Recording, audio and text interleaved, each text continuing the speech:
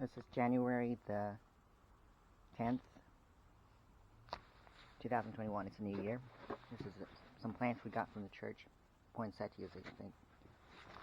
They were throwing them out. Here are Selaginellas, spike mosses, pieces I broke off, propagating.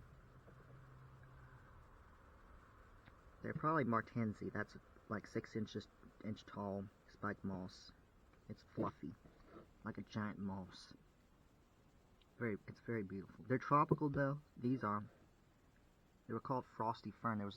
They were selling $2 for a pot or two of them at Lidl, so we got them. I always wanted Selaginellas, so I was excited to see these for sale in the grocery store.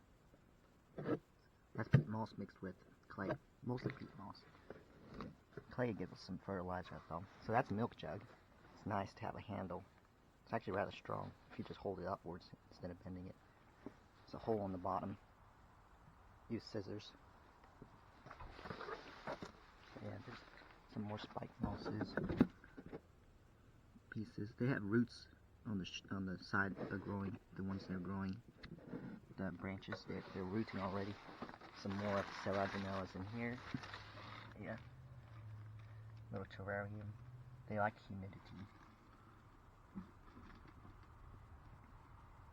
So, yeah, put this back on. This is humid. This Wandering Jew, Tradescantia, they got frost damage. Some of the ones outside underneath the leaf litter, I think, died off all the way. Went like 19 degrees Fahrenheit one night. That's cypress. Himalayan cypress. This has been kept indoors, so it's kept this green coloration. The ones outdoors have turned purple or brown. It's because of the cold weather or dry weather. That's an apple or pear tree. It came up as a seed from apples we ate. It's succulent, and there's a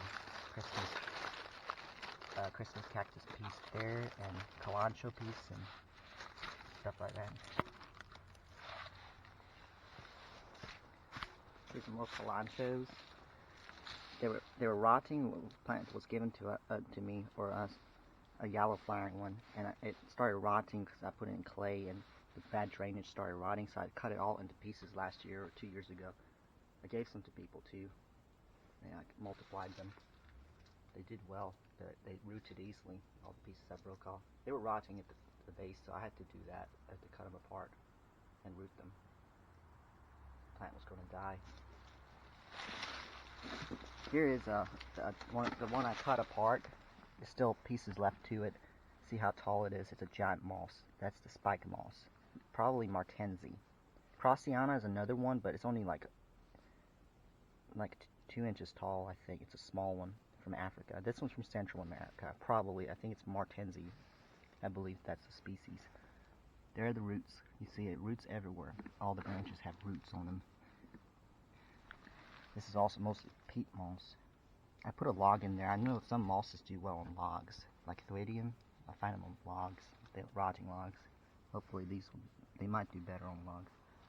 It's really beautiful.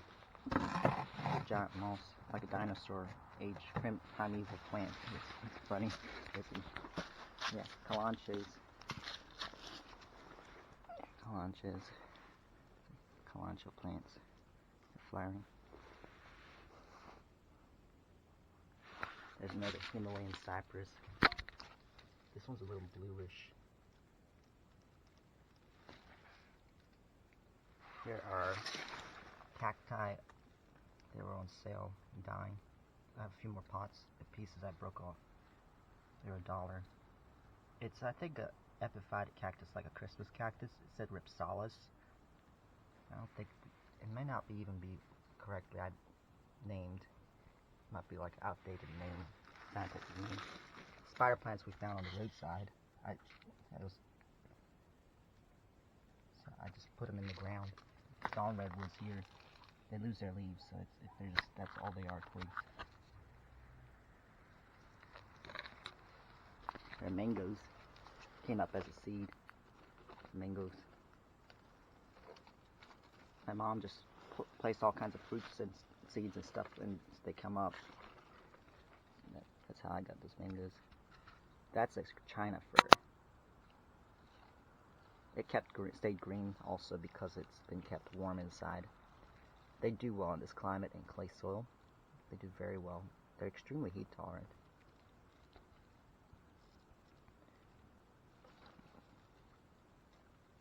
This is juvenile foliage. When they get older, they'll change, get much sharper and spiky. Right now it's soft.